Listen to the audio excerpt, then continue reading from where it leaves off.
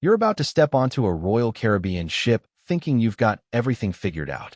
You booked the perfect cabin, pre-purchased your drink package, and downloaded the app. But here's what the crew hopes you never find out. There's an entire system working behind the scenes designed to maximize what you spend while minimizing what you actually get. I've spent years digging into the secrets that cruise staff whisper about in crew-only areas. These 15 hacks will save you hundreds of dollars, get you secret upgrades, and give you access to experiences most passengers don't even know exist. The crew won't be happy when you start using these. Let's dive in. The first hack hits before you even board. Most Royal Caribbean cruisers make their dining reservations through the app weeks before sailing. You're scrolling through Chops Grille and Jamie's Italian, seeing nothing but fully booked time slots. Here's what they don't tell you. The cruise line holds back prime-time reservations for onboard sales. Walk directly to the specialty dining desk within the first 2 hours of embarkation. Tell them you want tonight's reservation at 7 p.m. I've watched this work on Oasis of the Seas, Harmony of the Seas, and even during peak holiday sailings. The reservations magically appear because the system releases them once the ship sails. But wait, there's the catch. If you book online beforehand at those terrible time slots, you're locked in. The crew makes commission on converting those desperate late-night bookings. Skip the pre-planning stress. Board early, hit that desk immediately, and claim the prime dinner times that supposedly don't exist. Your stateroom steward has more power than you realize. Most passengers treat them like invisible furniture, only interacting during towel animal photo ops. Big mistake. Within 15 minutes of entering your cabin on day one, find your steward and have a real conversation. Ask their name, where they're from, how long they've worked for Royal Caribbean. Then casually mention you're celebrating something, anything at all. An anniversary, birthday, even a successful work project. I watched a couple on Symphony of the Seas do this, and their steward moved them to a cabin 2 categories higher the very next morning because of a maintenance issue in their deck section. The steward remembered they were celebrating and advocated for them. Here's why this matters. Stewards have direct communication with guest services and know which cabins are having problems before you do. They can request moves, arrange surprise amenities, and prioritize your service requests. Most cruisers don't realize these crew members want to help, but they're serving 14 cabins simultaneously. Give them a reason to remember you, and you'll get treatment that looks like magic but is actually just strategic kindness. The drink package trap is legendary, and Royal Caribbean has perfected it. You see that Deluxe Beverage Package advertised at $70 per person per day, and you think you're getting unlimited value. The truth is, the crew is trained to push specific drinks that maximize their efficiency while minimizing your actual benefit. Frozen cocktails take longer to make, meaning you'll drink fewer throughout the day. Bartenders will suggest these constantly. Premium bottles at the top shelf require manager approval, slowing down your service. Here's the hack. Order drinks you can consume quickly at bars with less traffic. Skip the massive lime and coconut near the pool where wait times hit 20 minutes. Head to smaller venues like the Schooner Bar or Boleros. Order simple cocktails, beer, or wine that bartenders can pour in seconds. On Liberty of the Seas, I watched a passenger use this strategy and consume nearly 30 drinks in a single sea day because he rotated between 3 quiet bars. He knew the crew's names, tipped in cash on day one despite gratuities being included, and always ordered the easiest drinks to make. The bartenders loved him because he didn't slow down their service during rush times. That's nearly $200 in value extracted from a $70 daily package. The crew prays you'll stand in those long pool bar lines, ordering complicated blended drinks while the ship's hidden bars sit empty.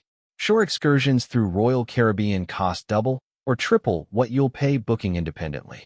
The crew presents this as a safety and timing guarantee, and that's partially true. But here's what they don't mention. The same exact tour companies running Royal Caribbean's excursions will pick you up at the port for half the price. On a recent sailing to Cozumel, the ship charged $130 for the Tulum Ruins tour. The identical tour with the same company, same bus, same guide costs $65 when booked directly through their website. You just need to know the ship's all-aboard time and add a 30-minute safety buffer. I've done this in Grand Cayman, St. Martin, and Roatan without a single issue. Most cruisers don't realize the tour operators are independent businesses that Royal Caribbean contracts with for a massive markup.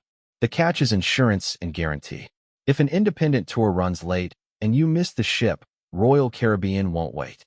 But if you're strategic and choose tours that end 3 hours before all aboard time, you eliminate that risk entirely. The crew wants you terrified of missing the ship because that fear generates millions in excursion revenue. Use that fear wisely, not blindly. Your cabin location has secret codes that reveal everything. When you're booking on Royal Caribbean's website, you see categories like 4D, 2N, or 1C.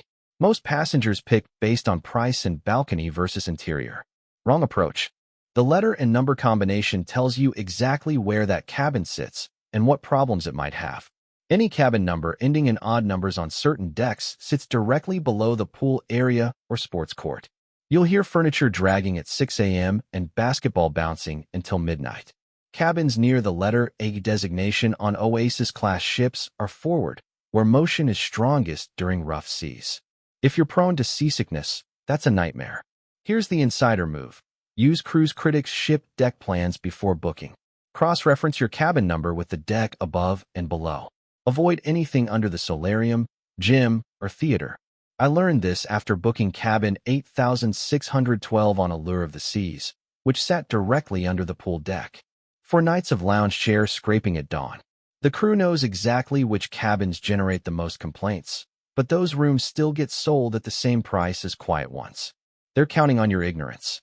Spend 15 minutes researching cabin locations, and you'll sleep peacefully while other passengers are calling guest services at 2 a.m. The casino has a players club that unlocks free cruises, but they bury the information. Most passengers walk past the casino host desk without a second thought. Stop and sign up for the Crown and Anchor Casino loyalty program on day 1. You don't need to gamble big to get benefits.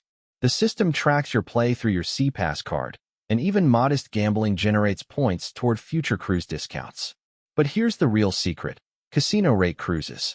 Once you've established any play history, Royal Caribbean sends exclusive offers for sailings at 50 to 70% off, sometimes including free drinks and gratuities.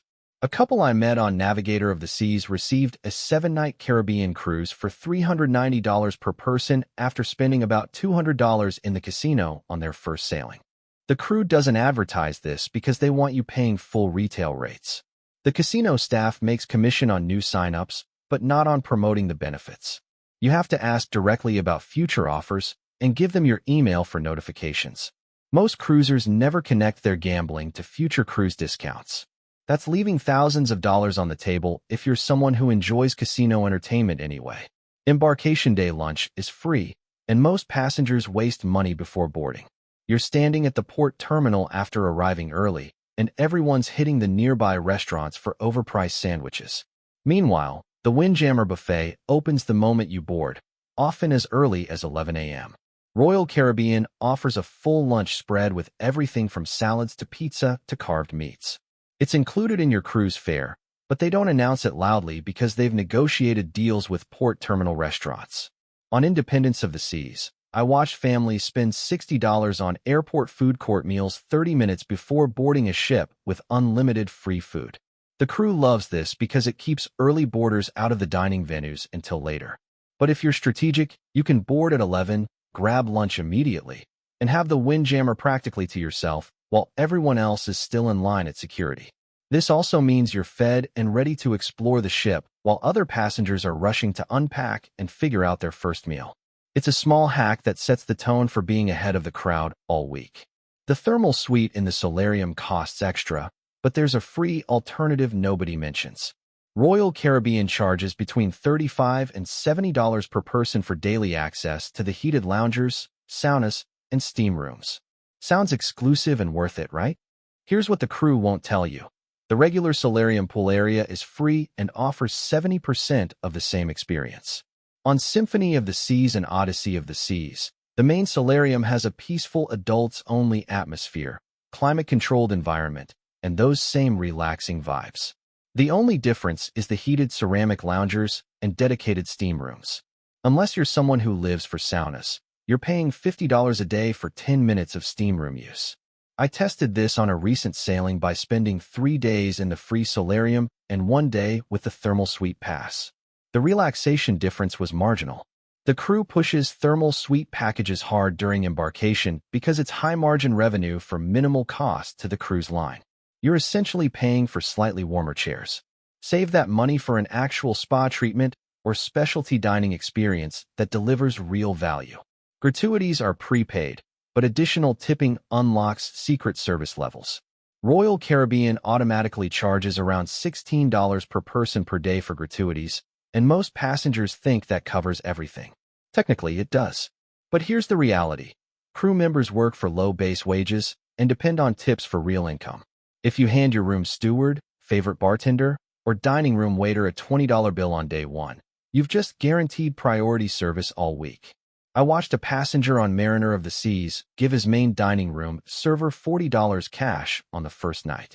For the rest of the cruise, appetizers arrived faster, special requests appeared without hesitation, and off-menu items mysteriously became available. The crew isn't supposed to provide different service levels, but they're human beings working exhausting hours for tips. When someone shows genuine appreciation with cash, it gets remembered. Most cruisers never tip beyond the automatic charges, so even modest additional tipping makes you stand out dramatically. The crew prays you'll assume the prepaid gratuities are enough and never think about cash. That assumption keeps service democratic but mediocre. Break that pattern and watch what happens. The Royal Caribbean app has hidden features that change everything.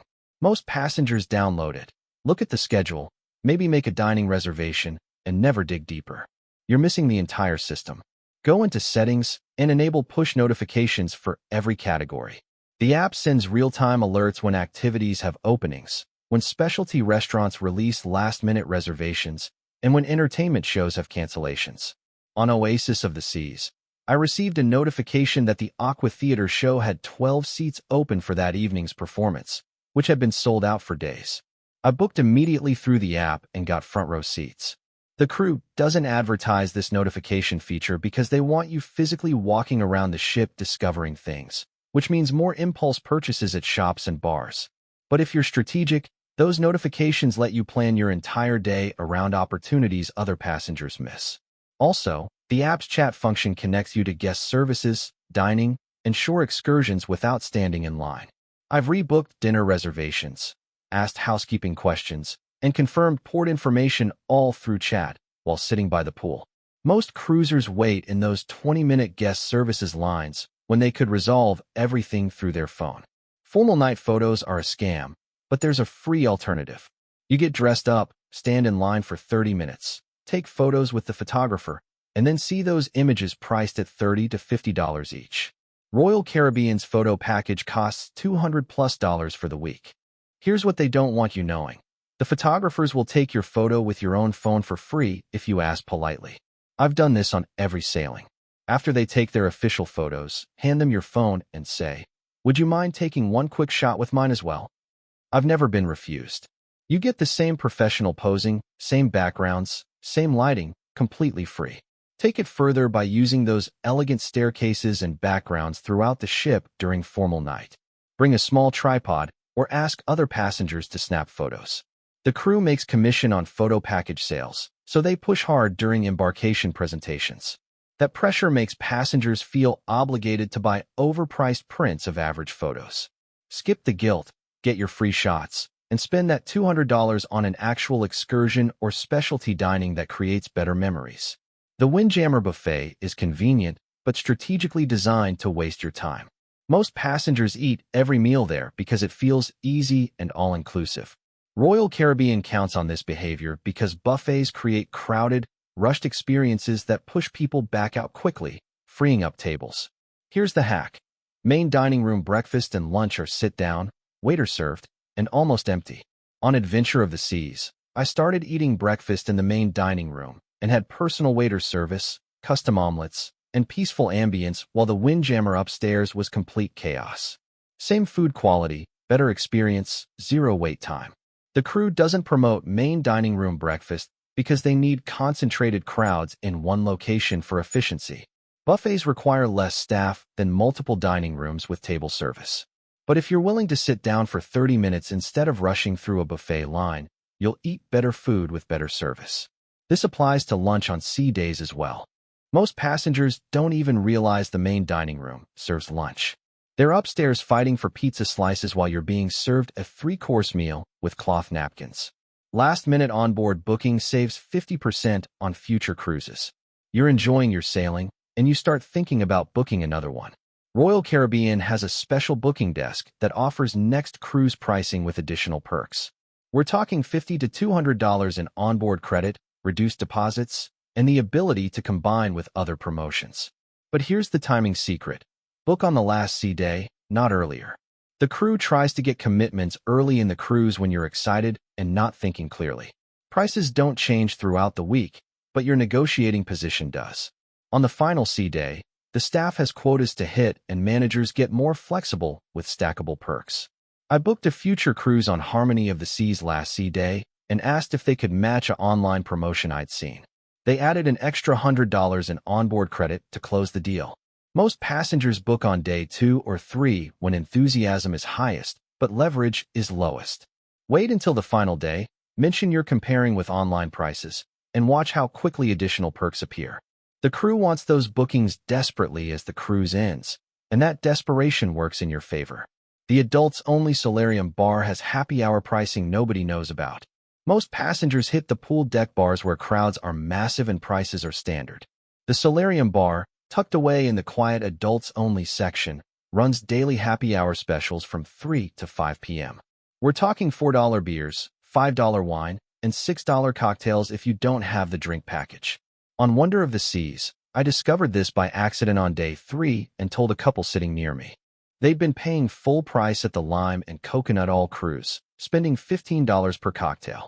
The crew doesn't advertise solarium happy hours because they want you at the main bars where crowds generate atmosphere and encourage more drinking. The solarium is calm, quiet, and has seating available. That's bad for creating the party vibe that drives beverage sales. If you're cruising without a drink package or just want a peaceful drink without screaming children and blasting music, the solarium bar between 3 and 5 p.m. is your secret weapon. You'll save money and maintain your sanity simultaneously. The final hack is about disembarkation, and it's the most important. Royal Caribbean assigns you a departure time and colored luggage tag based on flights and plans. Most passengers obediently follow their assigned time, which means sitting in your cabin or crowded common areas waiting for your number to be called. Here's what crew members do on their own vacations. They carry off their own luggage and walk off whenever they want. You can do the same thing. Keep your bags, skip the hallway luggage process entirely, and walk off the ship as soon as customs opens, usually around 7 a.m. You'll be in your car or Uber while everyone else is still waiting in the theater for their group number. The only requirement is that you can physically carry everything yourself. I've done this on 8 consecutive cruises, and I'm usually off the ship by 7:15 while watching thousands of passengers still lined up inside. The crew doesn't promote self-disembarkation because the traditional system is logistically easier for them to manage. But if you're capable of handling your own bags, you've just saved 2 to 3 hours of tedious waiting on the final morning. These 15 hacks represent years of sailing experience and conversations with crew members who've seen everything. Royal Caribbean runs an incredible operation, but like any business, they're designed to maximize revenue. These strategies aren't about cheating the system. They're about understanding how it works and making it work for you instead of against you. You're going to save hundreds of dollars, skip lines that waste hours, and access experiences most passengers never discover.